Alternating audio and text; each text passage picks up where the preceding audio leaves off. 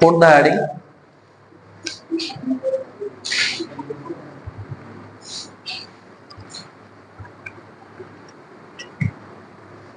EMF of a cell. क्या है?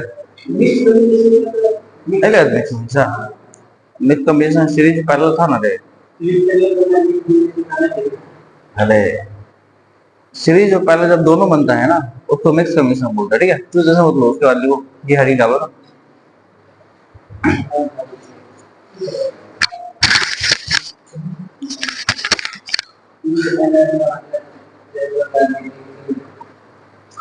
Now listen, EMF of a cell.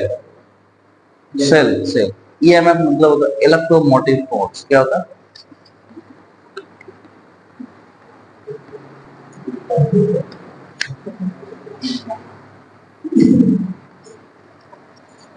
तो actually में ये फोर्स नहीं होता है, इसका नाम थोड़ा सा मिसकंसेप्शन से दिया गया है, फोर्स है ना। This is not a force. वो है क्या ये? एक्चुअली ये जो होता है ना पोटेंशियल होता है एक तरीके का। क्या होता है? पोटेंशियल। अगर मान लो किसी हम सेल की बात करें तो सेल में क्या होता है?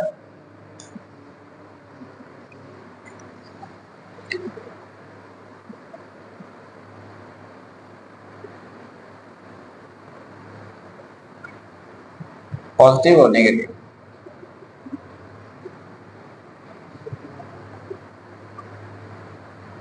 और इसमें मान लीजिए हम कुछ लिख के रखा हुआ है, ठीक है। ये सेल का होता है स्ट्रक्चर, ठीक है। इस सेल में क्या होता है? कुछ आयंस होते हैं, ये आयंस जो इलेक्ट्रिसिटी कंडक्ट कराते हैं। मान लेते हम यहां से, ठीक है,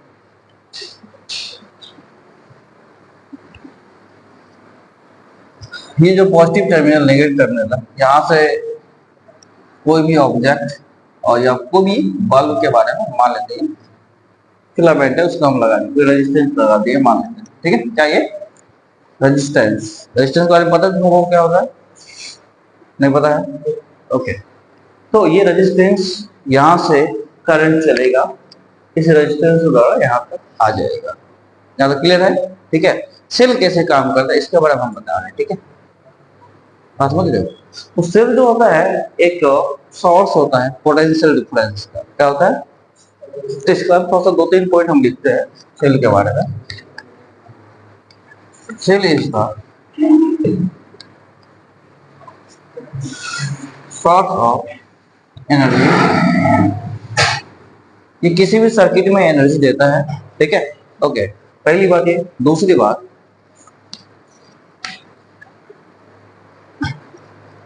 ये एनर्जी को मेंटेन रखता है। जब तक हमारा करंट चालू रहेगा तब तक ये एनर्जी मेंटेन है। मतलब सीधी सी बात है, जब तक ये एनर्जी को मेंटेन करेगा तब तक ये सर्किट का करंट चालू रहेगा, ठीक है। ओके, सो तो हम लिख लेते इसके बारे में कि if energy of a cell is continue,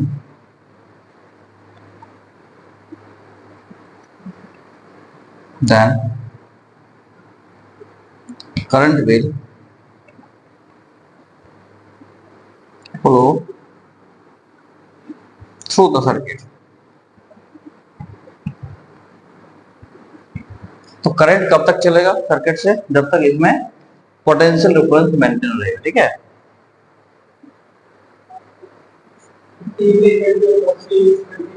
क्या? Then current will flow. Energy continue रहेगा इसका, तभी करंट फ्लो हो पाएगा, ठीक है। अब एनर्जी कैसा फ्लो होता है उसके बाद हम डिटेल में करते हैं डिस्कस। ये लिख लो पहले, ठीक है।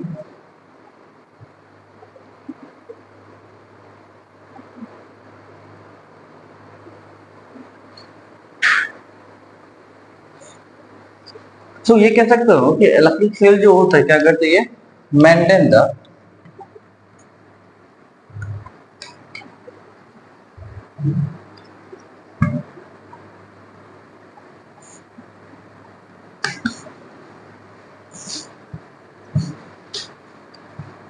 potential difference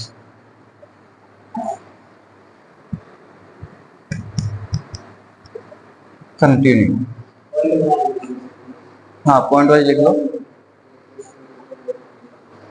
तो सेल जो होता है it is a source of chemical energy, ठीक है। इसके बारे में हम नेक्स्ट में लिख लेते हैं। Cell is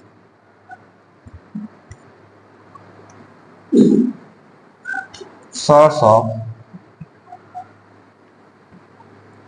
chemical energy.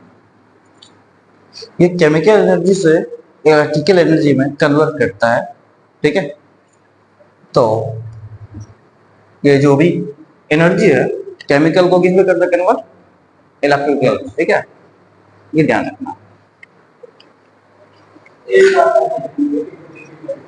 क्या बोल, हाँ नहीं पता नहीं क्या लिक्विड है जैसे। अभी हम सेल पे आए, टेंशन मत लीजिए, कुछ भी डाल देगा तो कोई भी बना देगा सेल, है ना। बात सुन रहा, ओके डन।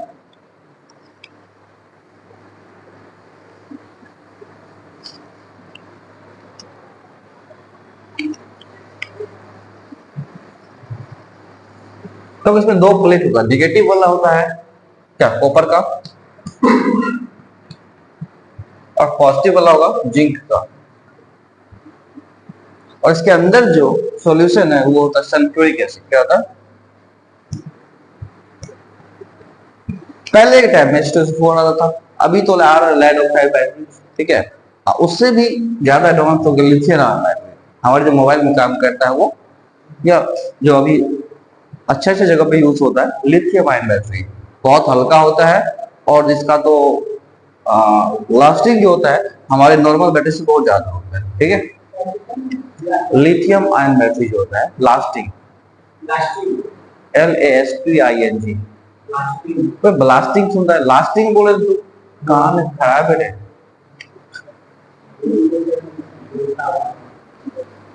अब देखो क्या होता है इसमें, यहाँ तक समझने का। H2SO4 जब दो पार्ट में टूटता है, ये टूटेगा SO4 में 2 माइनस और H2, ठीक है। H2 H प्लस में टूट जाता है, ये ध्यान रखना यहाँ पे हम कह सकते हैं। तो एक इनको गैन कर लेगा, एक इनको गैन कर लेगा। इनमें दो कंडीशन होता है, एक जिंक जो है, ठीक है, SO4 को माइनस को अटैच करता है, और एक H कॉपर जो है अगर इसको अटैच करेगा तो इस तरीके से दो चार्जेस बनता है, ठीक है। हाँ, तो देखो उसके बारे में क्या होता है, एक कंडीशन हम बता देते हैं क्या होता है कि सिंपल सी बात है, मान लो ये चार्जेस अगर इसके पास किया है, ठीक है, इसमें नेगेटिव नेगेटिव डेवलप होता है, और ये चार्जेस इसके पास किया तो इसमें पॉजिटिव डेवलप होगा। इस वजह से दोनों में नेगेटिव और पॉजिटिव डेवलप हो जाने से ये आ जाता है पोटेंशियल। क्या हो जाता है, तो इस डेवलपमेंट को, चार्जेस का डेवलपमेंट उसको बोलते हैं developing of potential in a cell. बात समझ गया। तो ये अपोजिट चार्जेस की वजह से दोनों में डेवलप होता है पोटेंशियल, और ये तब तक चलते रहेगा पोटेंशियल का डेवलपिंग जब तक इसमें से चार्ज टूटते रहेगा। बात समझ रहा है। और ये चार्ज टूटना बंद, पोटेंशियल सप्लाई होना बंद। समझ रहा बात, ओके। तो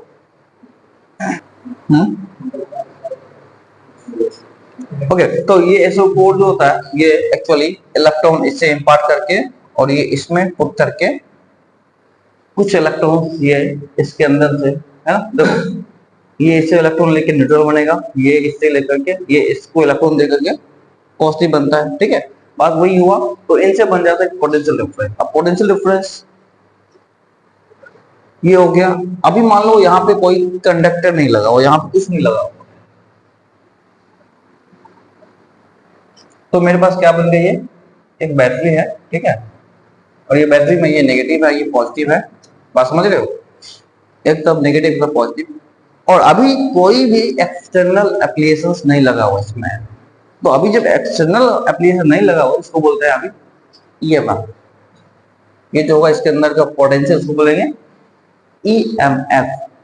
और जब कोई हम डिवाइस इसके अंदर लगा देंगे तो उसको बोलेंगे हम पोटेंशियल V।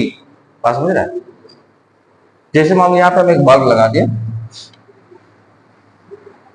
तभी EMF नहीं बजेगा, तब यहाँ क्या बजेगा, V बजेगा, ठीक है। और इससे पहले क्या था, वो E था। EMF को हम E से डिनोट करते हैं, ध्यान रखना, EMF को ये इससे डिनोट करते हैं, और PD को, पोटेंशियल डिफरेंस को V से करते हैं, ठीक है। तो जब कोई डिवाइसेस लग गया तो ये V बन जाएगा। अभी समझाएंगे क्यों ऐसा होता है। और जब कोई डिवाइसेस नहीं लगा था तो क्या था, ये EMF था। ठीक है, ये ध्यान है। ओके, तो EMF का डेफिनेशन लिख लेते हैं, क्या होता है। ठीक है,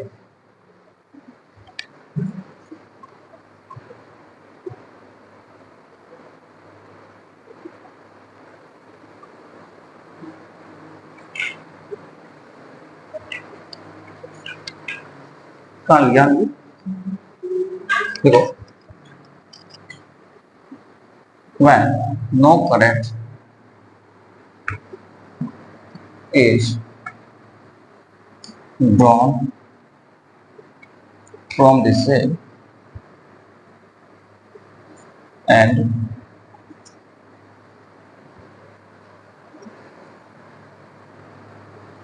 its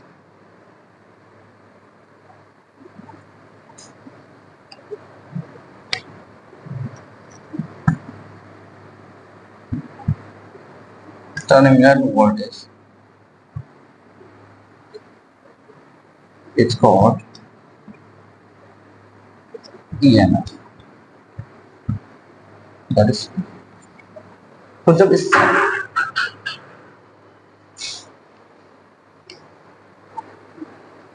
ठीक है, तो जब इसके टर्मिनल वोल्टेज कोई भी करंट, मतलब टर्मिनल से कोई भी करंट सप्लाई नहीं होगा या कोई भी एक्सटर्नल अप्लायंस नहीं लगा हो, तो इसका जो टर्मिनल वोल्टेज होगा अभी क्या कहलाएगा, EMF।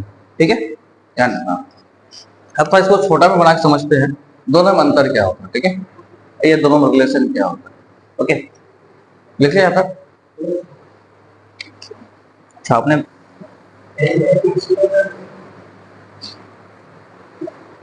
कंबल लेके आ जाओ, इतना ठंडा लगेगा तो।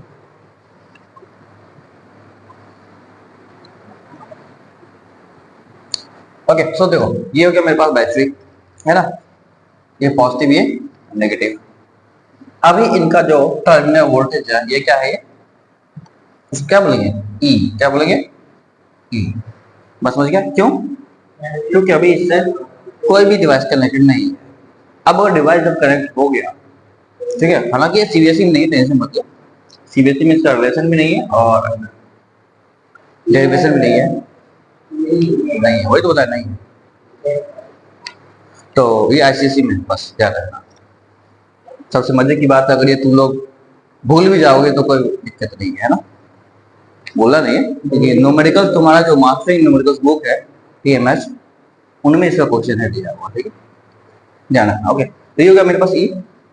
ठीक है, इसका पोटेंशियल डिफरेंस मान लेते हैं, इसके अंदर का रेजिस्टेंस आर क्या है, ये स्मॉल आर। ठीक है, बस मेरा। ओके, तो अब इससे मान लो एक रेजिस्टेंस ये कैपिटल आर, और इसका जो वोल्टेज अभी होगा, टर्मिनल वोल्टेज कितना वी होगा, क्योंकि जब कनेक्शन हो गया तो वी बचा। ठीक है, अब तो वो क्या था, ये जो एनर्जी था, ये ई जो पोटेंशियल होगा, ये ये पोटेंशियल प्लस ये पोटेंशियल दोनों को मिला के बनेगा ये ई जो था ना, ये नेट पोटेंशियल था। क्या ये ईएमएफ जो है ये होता है नेट पोटेंशियल। ठीक है, ये कैपिटल भी, यहाँ का वोल्टेज कितना होगा, ये हम यहाँ का वोल्टेज कितना है, ठीक है, प्लस यहाँ का वोल्टेज कितना, क्योंकि रेजिस्टेंस है, सेल के अंदर भी रेजिस्टेंस होता है, सेल के अंदर में आयंस है, अभी पढ़ाएंगे factor affecting the current of cell. ये इसके अंदर जो इलेक्ट्रोलाइट्स होता है ये भी एक चीज को अफेक्ट करता है, तो इनके बारे में भी बात करने वाले हैं। तो बट इससे पहले हम बात कर लेते हैं कि रिलेशन क्या है इसका ईएमएफ में और पोटेंशियल डिफरेंस में। ठीक है, ये हेडिंग डाल दो, रिलेशन बिटवीन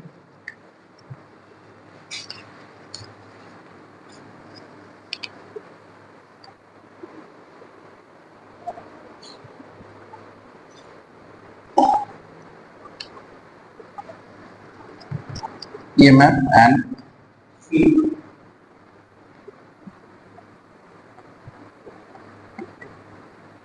voltage of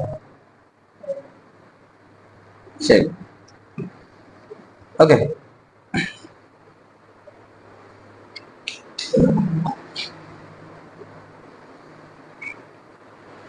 मतलब किसी के सेल के बीच का और ईएमएफ के बीच में क्या रिलेशन होता है? देखो, ये हो गया स्मॉल v, यहाँ पे जो करंट चालू होगा ना, कौन सा करंट, देखो इससे करंट गया, यहाँ वोल्ट मीटर लगाते हैं कि ये v वोल्टेज शो कर रहा था, और यहाँ पे जो इसका इंटरनल रेजिस्टेंस है, मान लेते हैं ये v डैश वोल्टेज ड्रॉप किया, कितना क्या, तो नेट जो वोल्टेज होगा ये तो ईएमएफ होगा, याद है? तो नेट वोल्टेज बनेगा, ये वोल्टेज प्लस ये वोल्टेज मिला के इस बैटरी का टोटल वोल्टेज आएगा। क्यों? क्योंकि लगने से पहले जो है बैटरी का वोल्टेज कितना था, ई था। जब तक इसमें कोई कनेक्शन नहीं हुआ तब तक क्या था, ई था, ईएमएफ था, है ना? और जब ये लग गया कनेक्शन, एक रेजिस्टेंस लग गया आगे में यहाँ पे, तो इसका वोल्टेज कितना हो गया, V हो गया इसका वोल्टेज, ठीक है, इसका वोल्टेज V1 हो गया, मान लेते हैं, ठीक है, इसका वोल्टेज V1, इसका V है, और दोनों को मिला के ये वोल्टेज आएगा। अरे लगने से पहले इसके पास ये वोल्टेज था और लग गया तो ये वोल्टेज है, इसका मतलब क्या हुआ, ये वोल्टेज जो था इन दोनों के बराबर होगा, है ना? बस समझ लो। ओके, अब क्या करते हैं यहाँ पे, इसको हम डिनोट करते हैं करंट के फॉर्म में, तो E इक्वल हो गया I टाइम R इक्विवेलेंट, और V हो गया तुम्हारा IR,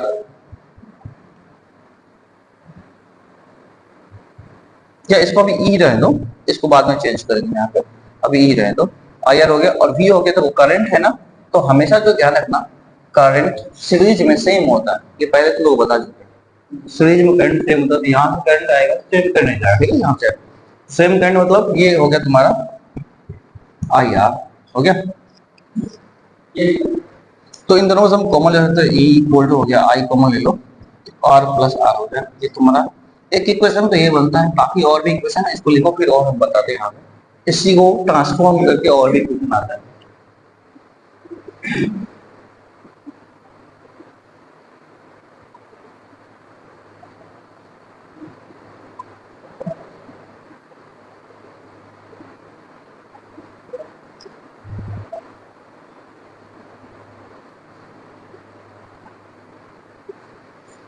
ये जो R है ना, ये R रेजिस्टेंस ऑफ सेल है ना, ध्यान रखना, ये इंटरनल रेजिस्टेंस ऑफ सेल है, हम लिख सकते हैं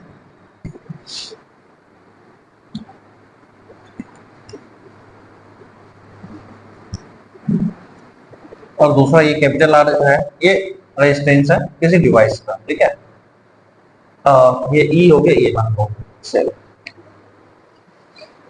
अच्छा, एक और यहाँ पे आ जाएगा V डैश इक्वल टू, यहाँ पे हम ला सकते हैं E माइनस P, ठीक है, ये E V dash equal to आएगा,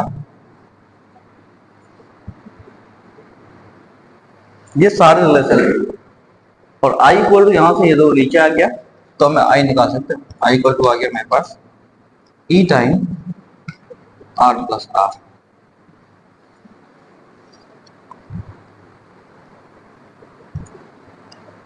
तो I equal to E upon R plus R हो जाएगा मेरे पास, ये समझ में आया तुम लोगों को? ओके,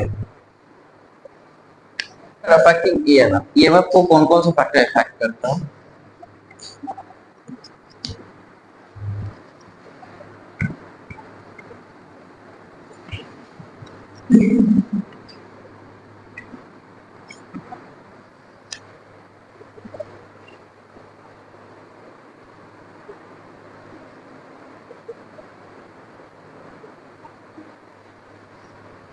तो पहला तो हो गया, तो इलेक्ट्रोड यूज से, इलेक्ट्रोड मतलब नेगेटिव और पॉजिटिव जो हमारे पास टर्मिनल होता है, ठीक है, ज्यादा बताया, एक कॉपर का था, एक जिंक का था, वो इलेक्ट्रोड था, उन पे डिपेंड करता है।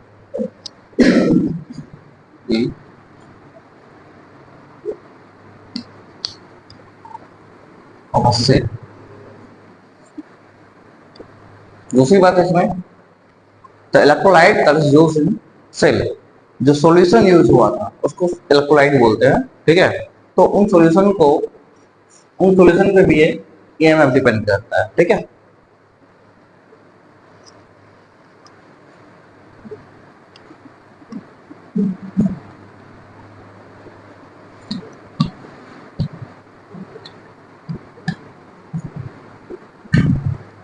बाकी इनका जो है ये किसी चीज पर डिपेंड नहीं करता। अगर हम बात करें तो ये शेप पे, साइज पे, सेल के उन सब पे डिपेंड नहीं करता, ठीक है, ध्यान रखना।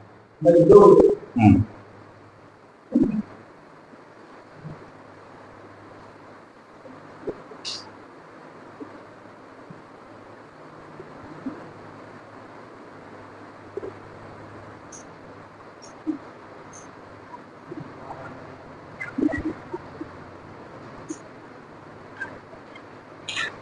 अब दोनों में अंतर क्या था, डिफरेंस क्या था, what is EMF, difference in EMF and terminal voltage support, ठीक है। तो लिख दो इसमें, यहाँ पे दोनों डिफरेंस थोड़ा सा लिख लेते हैं।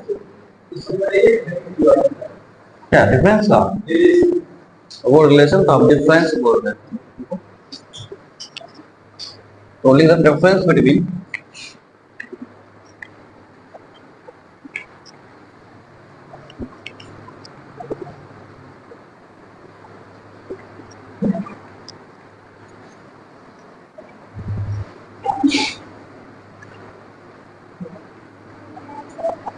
difference between EMS and terminal voltage,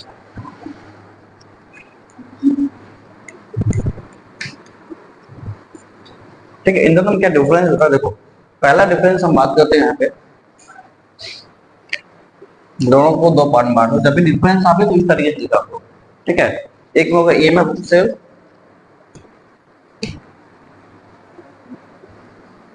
लिखेंगे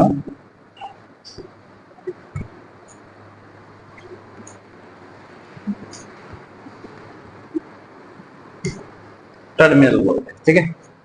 इसका जो पहला पॉइंट हो, ठीक है, इसमें लिख लो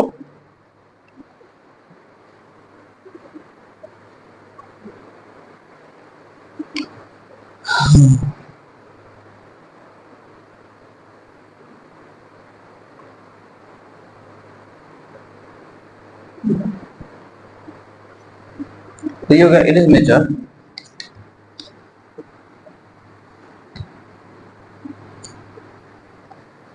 the amount of work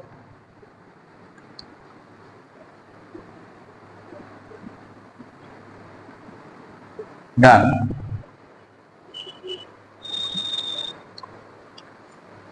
in moving unit positive charge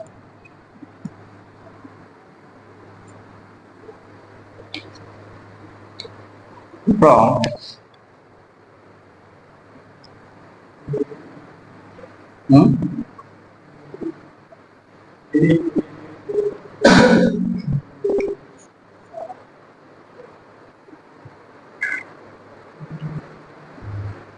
moving unit positive charge from inside to outside cell, ठीक है।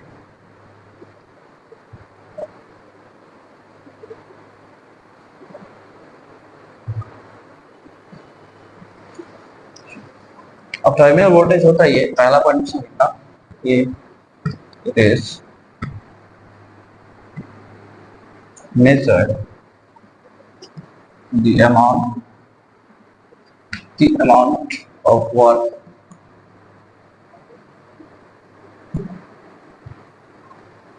done in moving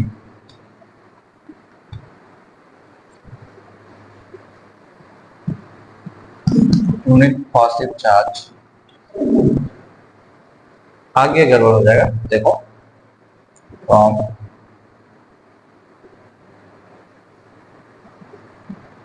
in outside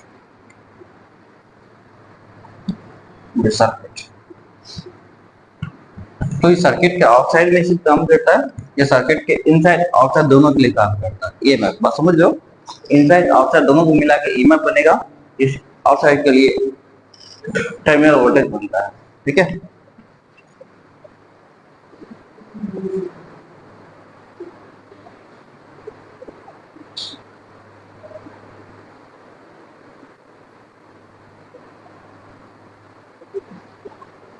So it doesn't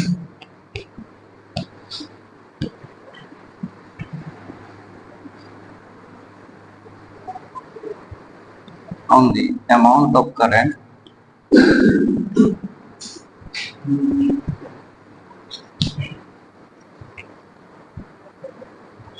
drawn from the cell।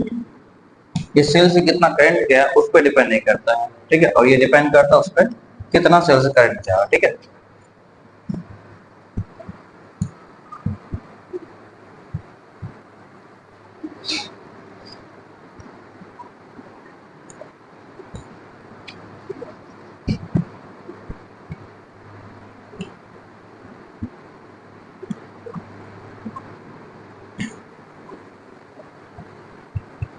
Cell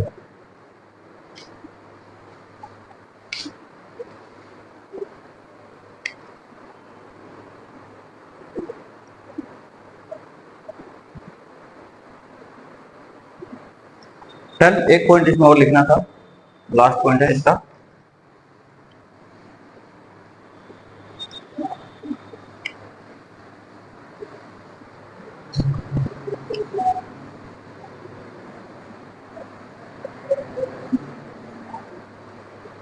देखो इसके जो next part की बात करें तो terminal voltage और ईएमएफ बराबर हो जाता है जब सेल काम नहीं कर रहा है, तो जब रुका हुआ सेल है ना, सर्किट कनेक्टेड नहीं है। और जब क्या बोले यहाँ पे देखो,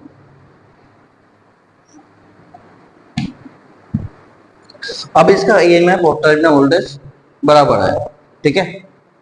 अब जब इससे करंट निकलेगा, देखो इससे जब करंट निकलेगा एक रेजिस्टेंस में जुड़ेगा और जाएगा, तो इससे तो करंट गया ही गया और ये अंदर से भी करंट जाएगा सेल के, तो ये दोनों को मिला के, ठीक है, बनता है टर्मिनल वोल्टेज, सॉरी ईएमएफ, दोनों को मिला के बनता है ईएमएफ।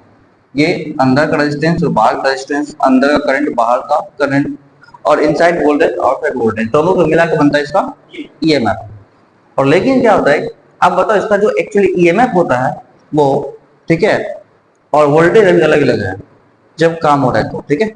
सेल का जब यूज होता है ध्यान रखना, तो when cell are in use then EMF and voltage are different different, ठीक है। और डिफरेंट में क्या होगा, लिखना इसको,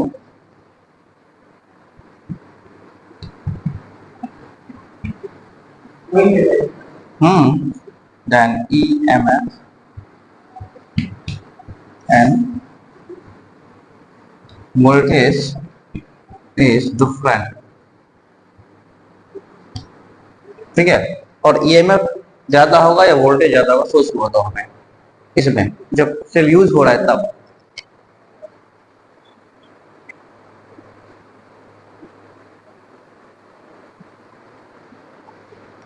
अरे ज्यादा होगा ना, ईएमएफ जो होता है ज्यादा हो जाता है कब, टर्मिनल वोल्टेज से, जब यूज हो रहा है तब, when cell is in use, ठीक है, ध्यान रखना।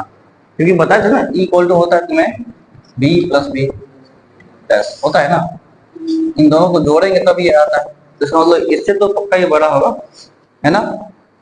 ओके, इसमें भी होता है सेम, इसका यूज कर लेना क्या, कि जब हम बात करेंगे यहाँ पे टर्मिनल वोल्टेज का, तो इस कंडीशन में यहाँ पे, ठीक है, जब यूज में नहीं होगा, एक सेल इज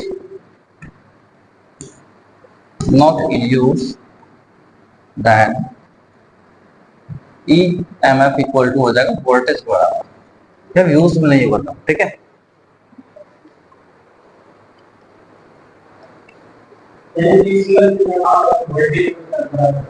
हाँ, और ये कह सकते हो यहाँ पे जब यूज हो रहा है, जब यूज होगा तो यहाँ पे वोल्टेज कम हो जाएगा, ये से ध्यान रखना। ये वही बात है, दोनों सेम बात है, बस लिखने का तरीका अलग ही है, ठीक है। रेजिस्टेंस ऑफ सेल क्या है,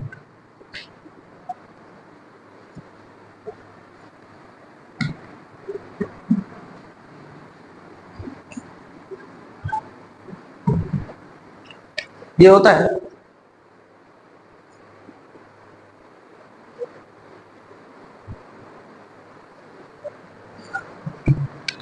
the resistance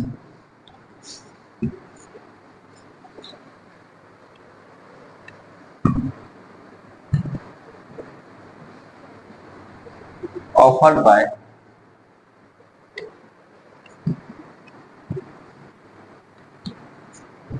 electrolyte of solution.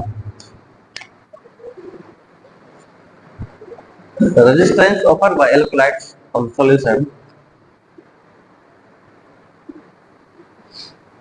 क्या इलेक्ट्रोलाइट सॉल्यूशन सेल कर दो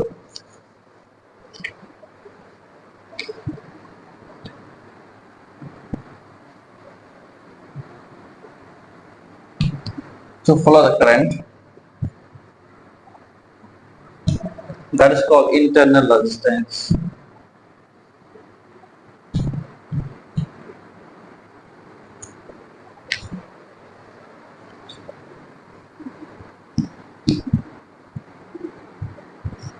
Of the cell.